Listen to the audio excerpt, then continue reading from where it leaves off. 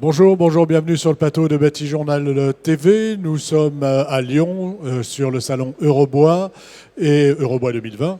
Et cet après-midi, nous allons nous intéresser à la construction bois et on va voir comment sa capacité, on va dire, à s'inscrire dans des démarches environnementales avec le renforcement des normes, la RE 2020 qui arrive.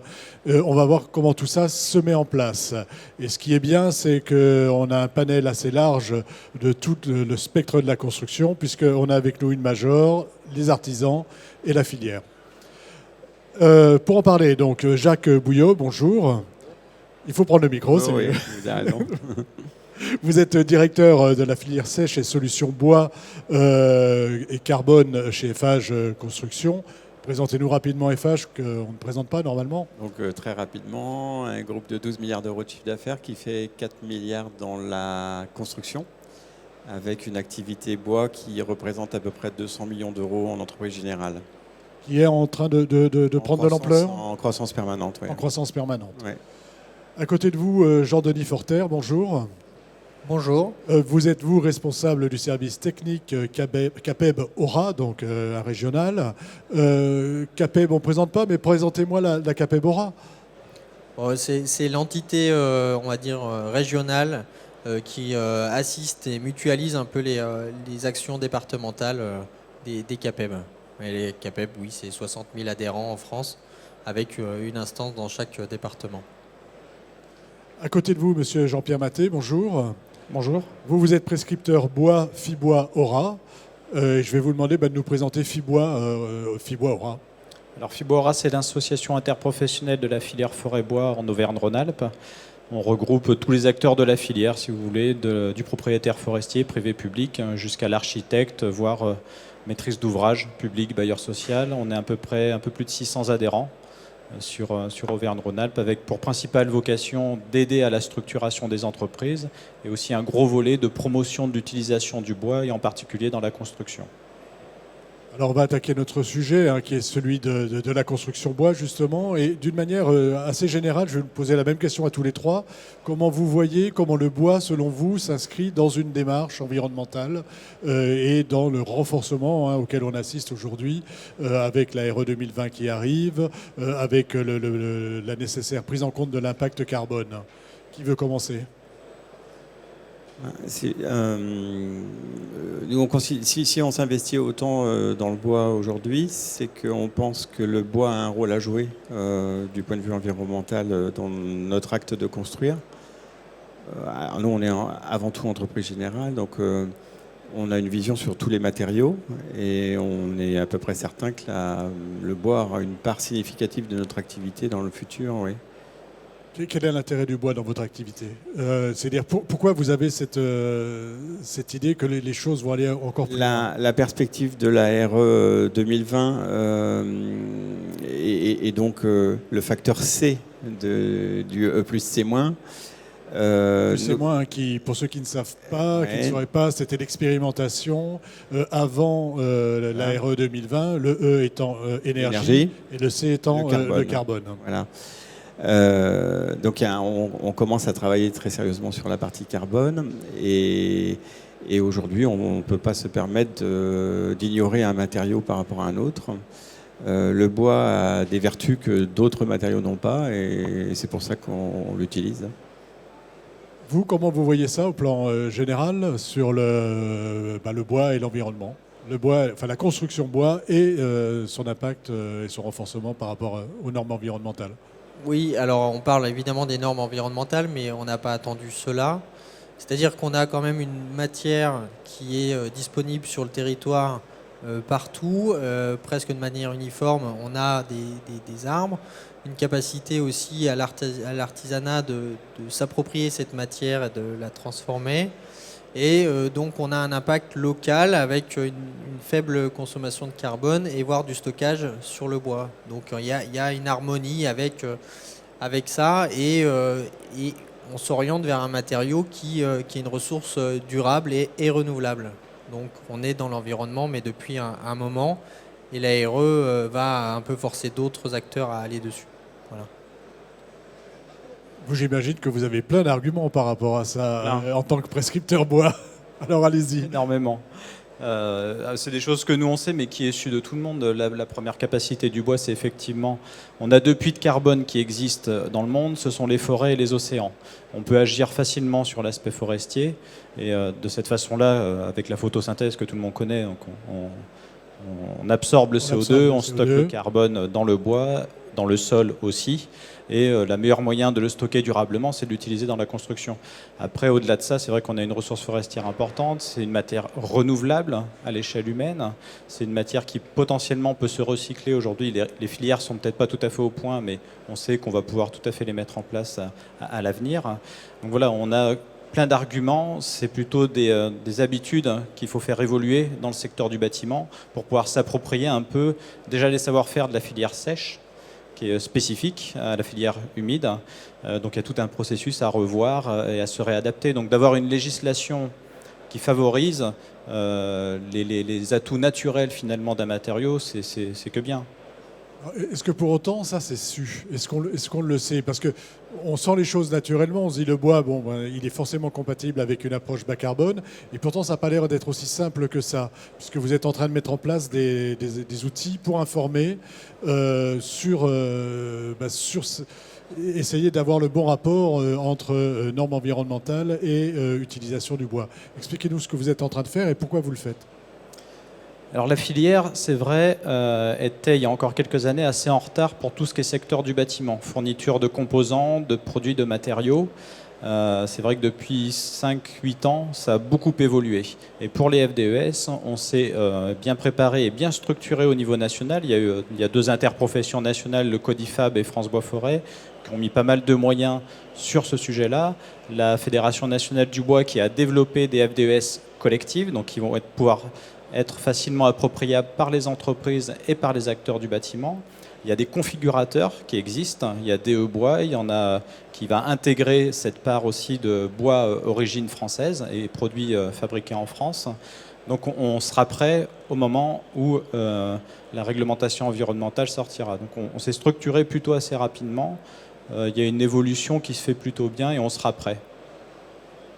De votre côté, est-ce que vous sentez du côté des entreprises, donc on va commencer par les entreprises artisanales, est-ce que vous sentez que la filière est prête et qu'est-ce qui vous manque encore aujourd'hui pour accompagner la construction bois dans une démarche complètement environnementale?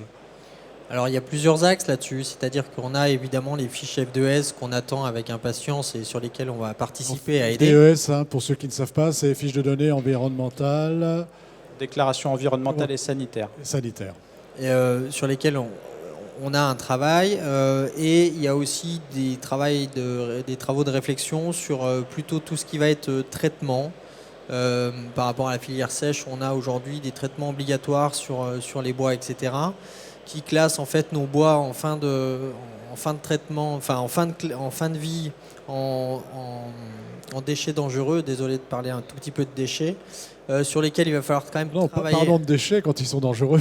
Non, mais oui, les bois sont classés en fait en déchets dangereux quand ils ont été traités.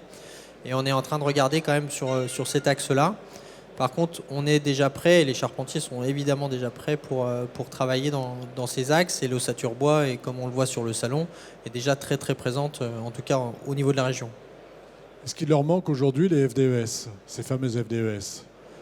C'est pas ce qu'ils attendent le plus, mais ce qu'ils attendent, c'est peut-être d'être plus mis en avant pour se valoriser par rapport à d'autres filières, oui. Du côté des grosses entreprises, cette fois-ci, comment vous abordez cette question et qu'est-ce qui vous manque aujourd'hui pour mettre en adéquation votre approche environnementale et la construction bois, s'il vous manque quelque chose? Déjà, nous, notre cœur de métier, c'est à partir du R+3, R+4, et on monte jusqu'à 17 étages. Donc le bois, historiquement, est déjà très bien implanté dans ce qu'on appelle la famille 2, donc de la maison individuelle. Jusqu'à 3 étages. Jusqu'à 3 étages. Et là, depuis quelques années, mais ça reste quand même très récent, on monte dans des hauteurs où les zones de stabilité au feu sont supérieures. Donc la famille 3, 1 heure, la famille 4, 1 heure et demie. Et aujourd'hui, au-delà de la réglementation environnementale, c'est surtout une réglementation globale autour du bâti bois qui nous manque. parce que toute la réglementation est construite autour du béton. Et on est en train d'adapter les réglementations aux produits et réciproquement. Voilà, c'est-à-dire qu'on part du béton, hein, qui avait un peu tout... C'est tout phagocyté, on peut dire ça. Et aujourd'hui, on essaie d'agréger la construction bois autour. Voilà. Et on a du mal peut-être à faire il y a des propre spécificités sur le feu, des choses comme ça. au bois. D'accord. Sur cette question de la réglementation aujourd'hui, des habitudes constructives qui sont liées à un autre matériau, comment on arrive à sortir de ce matériau et aller vers des matériaux comme le bois pour construire des immeubles, et on verra tout à l'heure avec monsieur, de 18 étages. Là aussi, c'est une expérimentation qui se fait un peu au fil de l'eau, mais où la filière met beaucoup de moyens par rapport. Alors on parlait par rapport à la sécurité incendie. Il y a eu des essais Lépierre qui ont été faits pour le bois en façade. Il y a des essais ou du travail qui est fait avec les spécialistes, les experts, les bureaux de contrôle, etc., pour faire évoluer la réglementation vers des solutions bois. Il y a l'acoustique qui peut être un élément important en logement, en bureau, etc. Où là, il y a un travail qui est fait qui s'appelle Acoubois par le FCBA, le Centre technique du bois et de l'ameublement. Donc tout ce travail-là se fait, est financé là aussi par les structures nationales, et on avance pas à pas sur ces sujets-là, et on avance plutôt vite vu le retard finalement qu'on avait accumulé par rapport à une filière béton qui avait un petit peu écrit les règles finalement. Le bois est en train de bien se structurer. Il est aidé aussi en cela par l'État, le ministère du Logement notamment, qui met en place avec la filière bois les plans bois. On en est au plan bois 3, je crois, donc qui permet aussi d'alimenter cette partie réglementaire assez large. Tout est en train de se mettre en place et finalement, ça ne devrait pas trop poser de problème à la fin. On va parler des Périons. Parlez-nous de ce projet. De quoi s'agit-il? C'est à Bordeaux?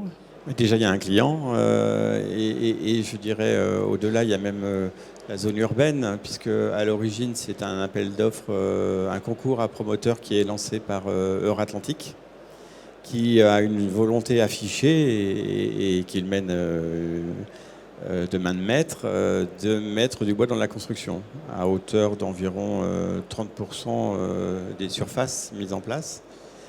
Donc on a quand même un acteur déterminant de l'agglomération qui impulse une ambition. Vraiment la volonté de faire avec le bois. Voilà, exactement. Et donc nous, dans le cadre de cet appel d'offres, on a répondu avec notre projet de la Tour Hyperion et nous avons été lauréats.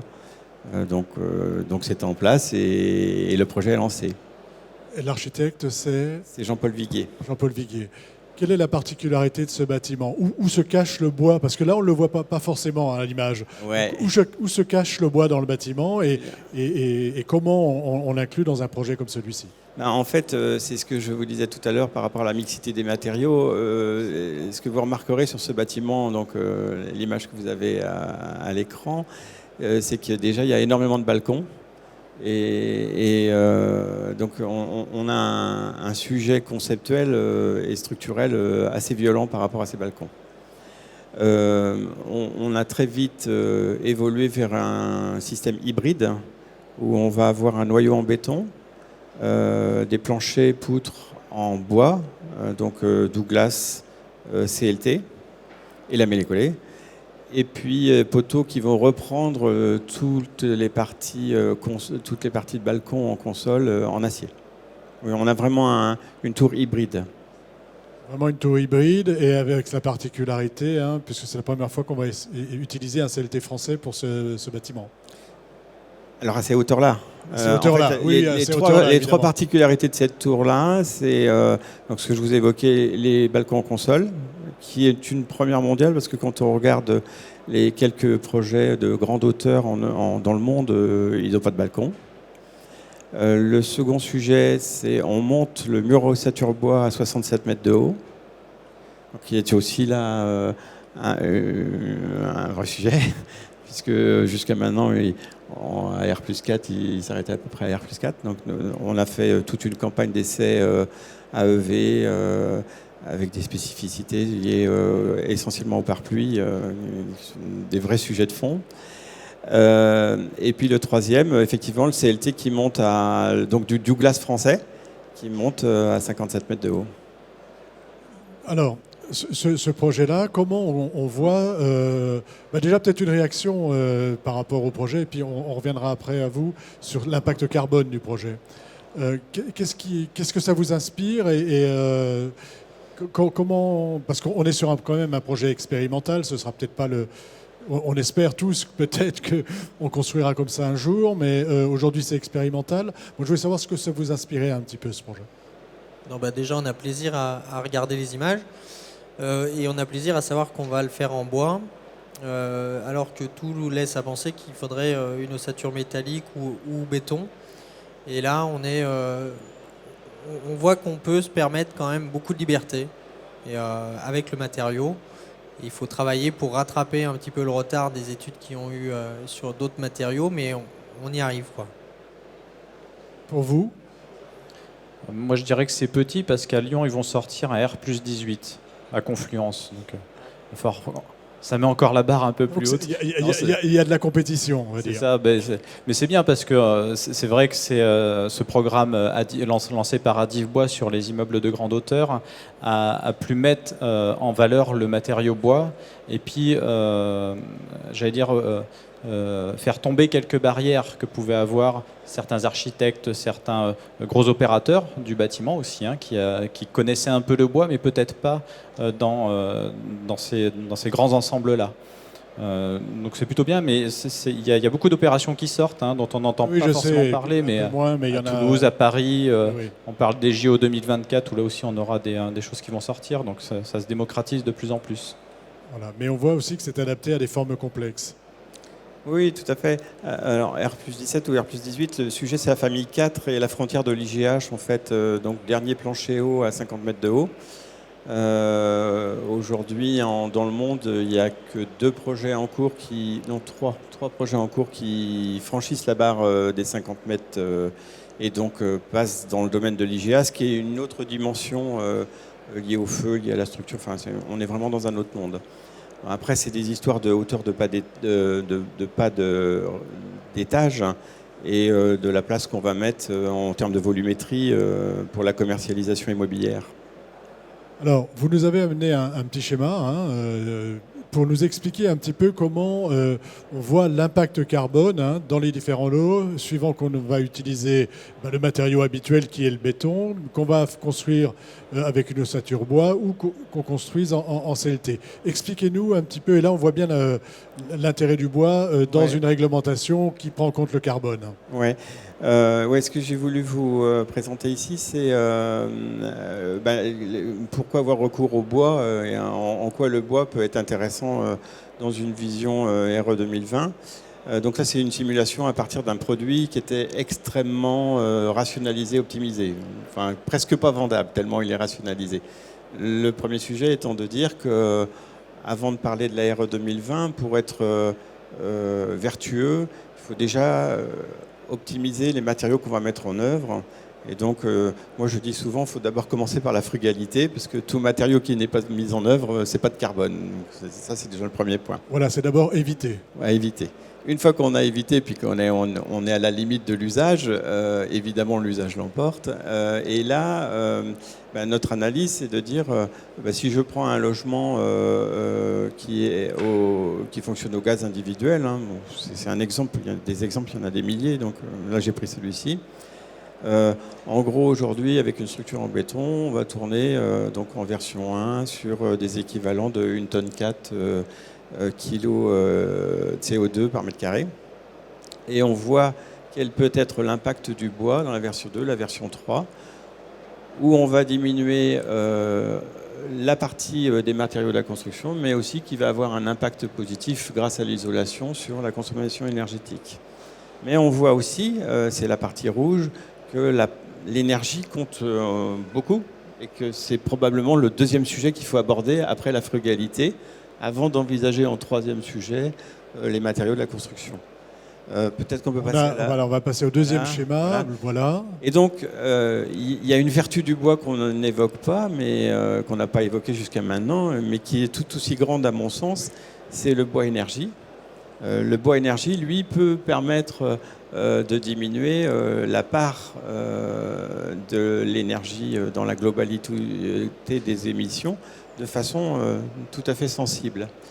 Et j'aime à rapporter les propos de Jean Piveteau qui dit que donc Jean Piveteau on ne présente pas. Voilà, le Piveteau-Bois, on voilà, Piveteau-Bois, qui fabrique du CLT français, avec qui on travaille sur Hyperion. Sera sur Hyperion. Voilà, qui dit que la construction bois doit s'accompagner du bois énergie. Puisque dans une grume, 50% c'est du déchet, donc il faut trouver aussi un débouché pour le déchet. Et donc on a cet effet double du bois vertueux dans la part de la construction qui est la zone grisée, mais aussi dans la zone rouge qui peut être le bois énergie. C'est le bois énergie sur toute la durée de vie du bâtiment. Voilà. Et donc on voit que si on arrive à avoir du bois énergie plus par exemple du CLT, dans le cas précis où là on est sur, là j'ai mis un réseau de chaleur urbain origine bois, on passe de 1400 à 980, et donc c'est-à-dire tout à fait significatif puisqu'on descend de plus d'un tiers les émissions de carbone sur une période de 50 ans. Voilà, c'est-à-dire si on cumule la construction bois, le CLT, plus le bois énergie, on arrive à diminuer d'un gros tiers sur 50 ans. Un bon tiers, oui. Je ne prends pas en compte dans ces facteurs-là la partie stockage, qui est un sujet de débat aujourd'hui par rapport aux matériaux biosourcés, puisque en fait le stockage sur les matériaux biosourcés, quel qu'il soit, n'est envisagé que sur une période intermédiaire de 50 ans. Qui dans certains labels est prise en compte en termes de bonus, comme par exemple le label BBCA, mais aujourd'hui dans la RE 2020, c'est pas un sujet. En tout cas pour l'instant dans la version actuelle. Oui, il y a débat, les lobbies des uns et des autres s'activent sur le sujet. Pas de commentaires. Mais moi je peux. Qu'est-ce que ça vous inspire? Et puis ensuite on va voir, il nous reste encore 5 petites minutes. Dites-nous, vous, après, ce que vous mettez en place auprès des prescripteurs, comment vous voulez les informer par rapport à ça. Mais déjà, qu'est-ce que vous inspire ces schémas? Déjà, moi, je suis très content que ce soit Eiffage qui les présente. Parce que nous, on les présente depuis longtemps, ces schémas-là, effectivement, d'être plus performant d'un point de vue carbone quand on utilise des structures en bois et massivement le bois par l'effet effectivement, qui consomme moins d'énergie pour sa transformation. Le stockage carbone qui peut être temporaire, donc ça effectivement c'est tout un débat qui est en cours au niveau de la réglementation environnementale. Et que oui, effectivement, on rejoint tout à fait le discours qui est de lier le développement de l'utilisation du bois dans la construction à la valorisation des produits connexes, qu'on peut appeler déchets, mais que nous on appelle produits connexes. Et un des bons moyens de valoriser ces produits connexes pour la plupart des entreprises, des scieries, c'est d'alimenter du bois énergie, donc des chaudières collectives ou individuelles, etc. Donc on est dans une logique vertueuse de développement de l'usage du bois et de la filière bois en matière générale. Nous, en matière, alors on va avoir une grosse séquence d'informations sur ces fiches de déclaration environnementale et sanitaire, dans quel contexte elles s'inscrivent au niveau régional et au niveau massif central. On organise des réunions d'information auprès de tout public, notamment les professionnels de la filière bois, mais aussi des architectes qui sont les prescripteurs et qui sont en attente aussi de savoir comment la filière se structure et quels outils elle va mettre en place. Et puis de communiquer, parce qu'il y aura un gros volet communication sur la vertuosité de notre matériau par rapport aux autres matériaux. Bien qu'en somme, on se dise qu'il y aura toujours besoin d'une alliance de matériaux et que le bois béton, que le bois acier, un matériau tout seul ne pourra pas se suffire à lui-même. On rentrera, à mon avis, dans une logique d'association des matériaux, parce que les uns et les autres, on présente des avantages aussi ou des inconvénients à un moment donné, un autre sur tel ou tel projet en fait. Là, et on le voit bien dans le projet. Ma baseline, c'est le bon matériau au bon endroit. Voilà, c'est ce qu'on entend de plus en plus. À la CAPEB, comment ça se passe, la formation auprès de vos adhérents, de vos entreprises, sur cet aspect, on va dire, de côté vertueux du bois par rapport aux réglementations environnementales qui arrivent? Alors on a un impact directement sur les artisans qui portent en fait en eux ce message. Sur le local aussi qu'on évoque peu, c'est-à-dire d'avoir une action qui est locale avec aussi maintenant ce que fait la filière des bois qui ont une origine contrôlée, des choses comme ça. On a aussi une sensibilisation par rapport à l'environnement, au transport et à pouvoir travailler localement et avec le bois. Oui. Est-ce que vous êtes, je rebondis sur le local, est-ce que vous vous êtes intéressé à la provenance du bois dans vos calculs sur cet aspect justement carbone, transport, le fait d'utiliser des bois origine France pour Hyperion, est-ce que ça a un impact ? Mais non seulement on y a pensé, mais Euratlantique nous a mis ça dans notre cahier des charges. Donc il n'y a pas de débat. Il n'y a pas de débat. Vous deviez le utiliser débat, un bois français. c'était 80, je ne me souviens plus des chiffres, mais c'est 90% d'origine régionale. Après, globalement, on peut débattre entre le régional, le national et l'européen. Nous, notre politique en interne, c'est 100% bois français. Voilà, ça, c'est vraiment notre ambition. Après, ce que je voulais dire par rapport à Hyperion, effectivement, il y a une course à la hauteur.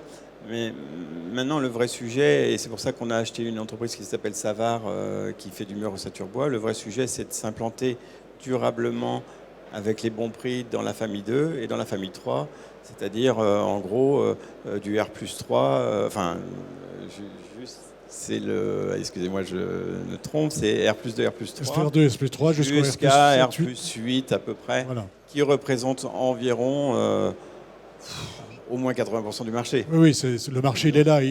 Là on est dans le démonstrateur et le marché. C'est bien là que ça se passe. C'est bien là que ça se passe. Ouais. On arrive à la fin de notre petit échange.